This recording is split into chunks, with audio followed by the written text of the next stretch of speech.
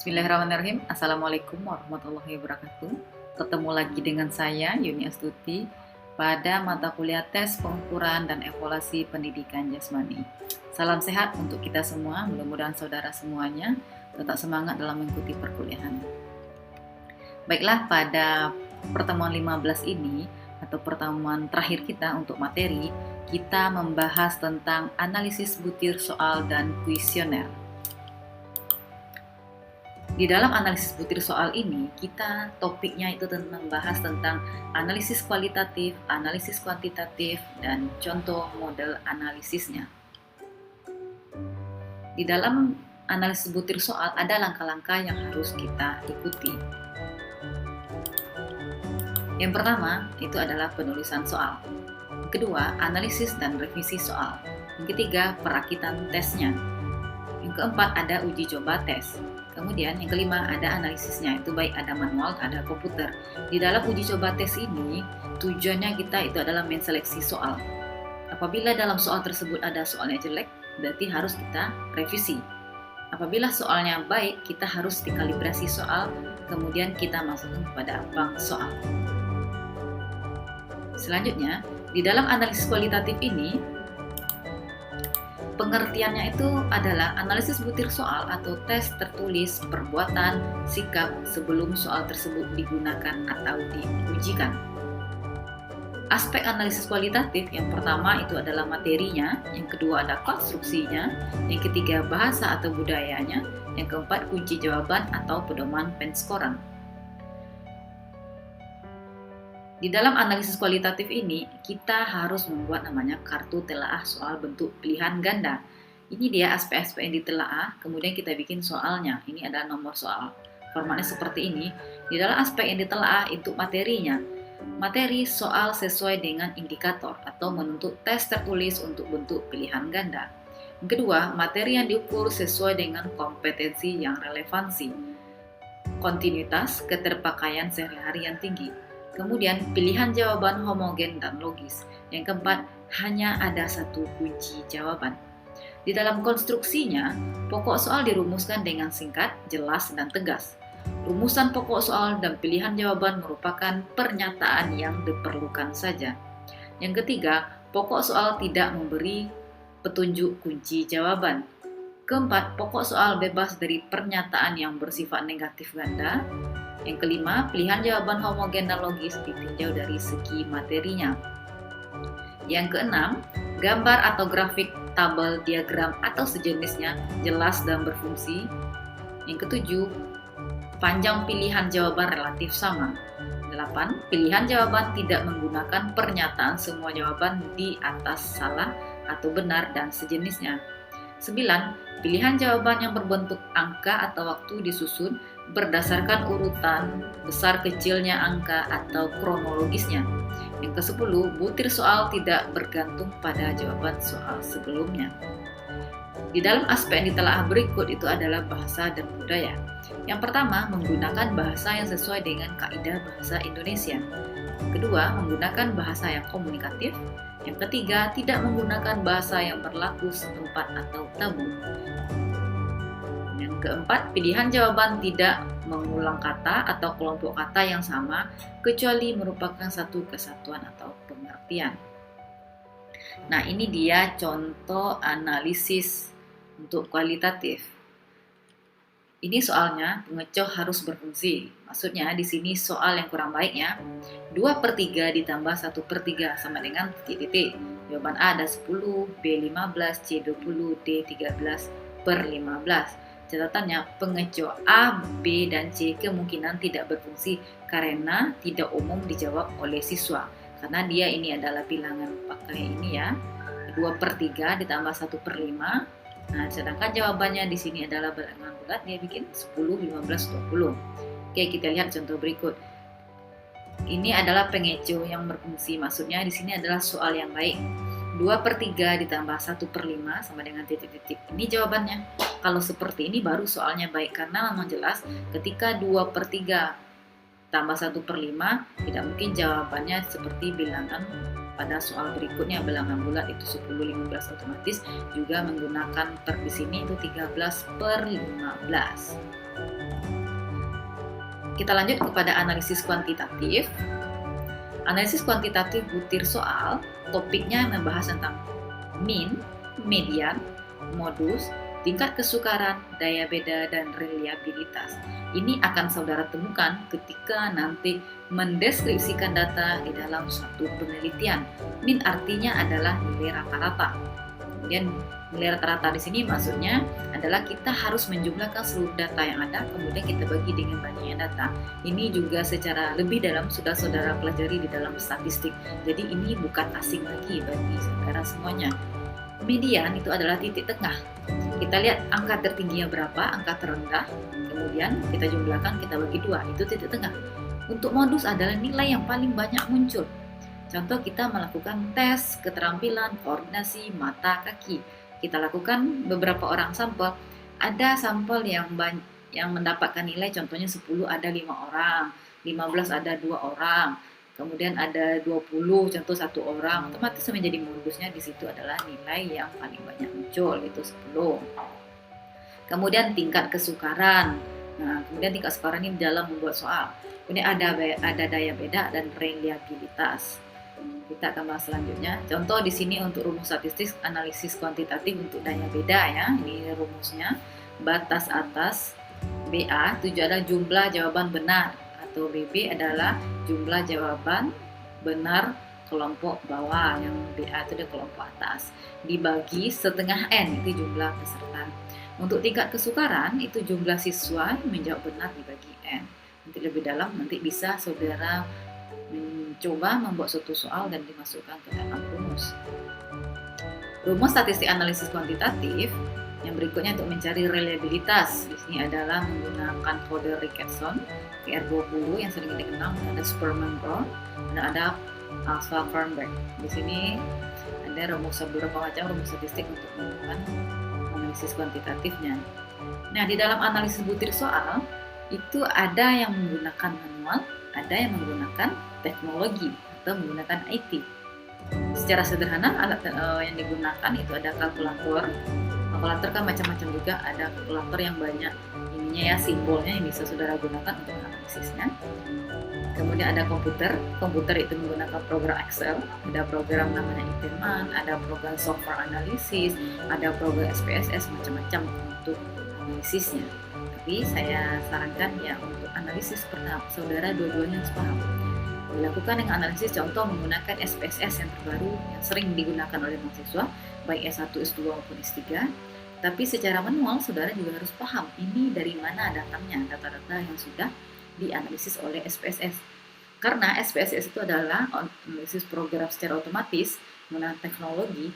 Apapun data yang saudara masukkan pasti akan keluar hasilnya. Tapi saudara harus menganalisis benar atau tidak hasil yang keluar. Nah, jenis-jenis kuesioner, ini topik kita yang kedua, kita tinggalkan itu membahas tentang analisis butir soal. Sekarang kita membahas tentang jenis-jenis kuesioner. Ini akan saudara temukan nanti di dalam instrumen penelitian, atau saudara juga mungkin sudah pernah ya menerima atau mengisi kuesioner dalam suatu penelitian atau di dalam suatu kegiatan yang dilakukan, nanti dia akan minta untuk surveinya itu menggunakan kuesioner. Yang pertama itu adalah kuesioner terbuka.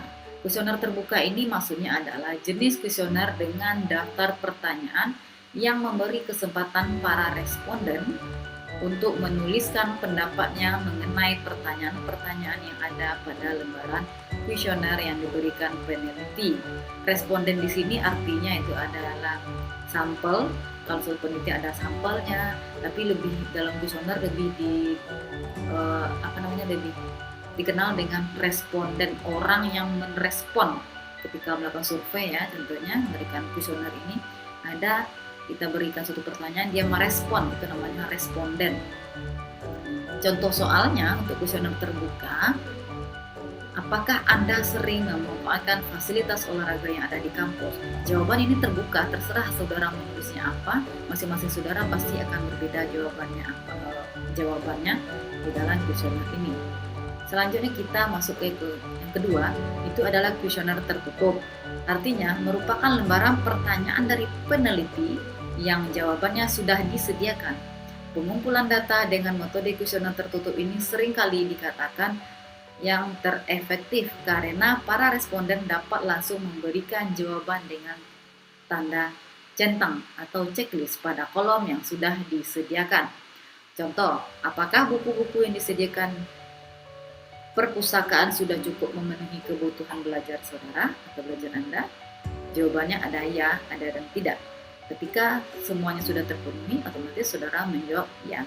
Tapi ketika belum, otomatis akan menjawab tidak. Ini lebih gampang, karena hanya mencentang saja. Nah, kuesioner tertutup ini dapat menggunakan dua alternatif jawaban atau bahkan lebih. Berikut contohnya. Yang tadi itu adalah menggunakan dua jawaban, yaitu ya dan tidak. Itu yang biasa disebut dengan menggunakan skala Goodman, ya. Untuk lebih detail nanti silakan saudara baca untuk metode penelitian bukunya. Ini kuesioner dengan 3 atau lebih jawaban. Contoh, bagaimana menurut Anda jika perpustakaan dilengkapi dengan koneksi internet? Ini berikan pertanyaan, ada jawabannya sangat setuju sekali, sangat setuju, kurang setuju. Bisa juga jawabannya dengan 5 alternatif, yaitu skala Likert namanya ya. Bisa dengan 3 jawaban atau 5. Ada yang menjawab sangat setuju, setuju, ragu-ragu, tidak setuju, dan kurang setuju. Ya, ini macam-macam untuk jawabannya. Ada 3, ada 5. Ini untuk sangat tertutup. Nah, ada juga ini yang ketiga ya, kuesioner yang campuran. Tadi ada terbuka, ada tertutup, dan ini campuran. Campuran di sini maksudnya adalah teknik pengumpulan data dengan perpaduan antara kuesioner tertutup dan terbuka. Contoh seperti berikut. Apakah Anda setuju jika koneksi internet dapat diakses oleh seluruh siswa atau mahasiswa dengan menggunakan nomor induk siswa atau nomor induk mahasiswa? Jawabannya ada setuju dan tidak setuju. Ketika setuju, apa alasannya? Kemukakan alasan. Kenapa Anda setuju? Dan tidak setuju, alasannya apa? Itu yang dimaksud dengan kuesioner campuran. Ya, saya harap saudara bisa memahami ya sedikit materi ini gampang untuk dipahami. Nah, ketika saudara sudah memahami jenis-jenis dari kuesioner ada terbuka, tertutup, dan campuran, ini ada syarat dalam membuat kuesioner yang baik. Yang pertama, daftar pertanyaan dibuat dengan bahasa yang jelas dan tidak ambigu atau multitafsir, berarti bisa mudah atau dipahami oleh pembacanya atau respondennya. Kedua, pertanyaan yang selalu berkaitan dengan masalah yang hendak dipecahkan dalam penelitian, serta usahakan menggunakan bahasa yang baku yang mudah untuk dipahami. Ketiga, perbanyak wawasan dengan membaca jurnal yang berkaitan dengan penelitian-penelitian dengan metode pengumpulan data menggunakan kuesioner. Yang keempat, untuk mendapatkan hasil yang lebih maksimal, pilihlah waktu yang tepat untuk membagikan kuesioner kepada para responden, serta usahakan jangan sampai mengganggu waktu si responden tersebut. Jadi, ketika kita memberikan kuesioner itu juga ada aturan-aturan yang perlu kita pahami. Ini sangat berguna sekali bagi saudara nanti untuk melakukan penelitian. Ketika saudara membutuhkan respondennya masyarakat, saudara harus mulai dulu situasi dan kondisi di masyarakat tersebut. Kapan angket ini akan saudara berikan? Contoh, saudara minta tolong kepada masyarakat mengisi survei atau kuesioner tersebut ketika mereka mau makan siang. Otomatis mereka keberatan. Sebaiknya lihat ketika mereka melakukan istirahat, silakan berikan. Kebanyakan untuk mahasiswa melakukan penelitian itu ada di sekolahnya. Di sekolah melakukan survei, ada survei tentang sarana pembelajaran di sekolah. Nah, di dalam materi ini untuk kita dua topik, yaitu analisis butir soal dan kuesioner penelitian.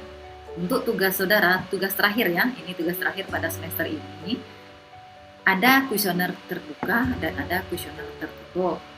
Nah, saya minta kepada saudara, silakan ditulis 10 bentuk pertanyaan untuk kuesioner terbuka, 10 pertanyaan untuk kuesioner tertutup, dan 10 kuesioner untuk kuesioner yang campuran ya.